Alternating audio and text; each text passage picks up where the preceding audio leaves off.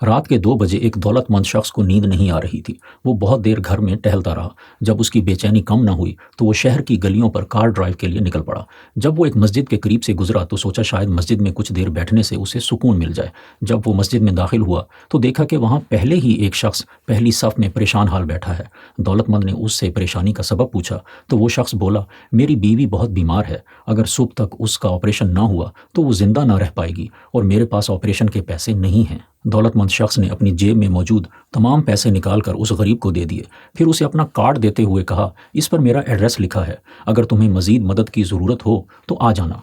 गरीब शख्स बोला, मेरे पास उसका एड्रेस है, मुझे इस एड्रेस की ज़रूरत नहीं है। दौलतमंद ने हैरानी से पूछा, किसका एड्रेस? गरीब बोला, उसी का जिसने मेरी ज़रूरत पूरी करने के लिए रात के 2:30 बजे तुम्हें यहाँ भेजा है।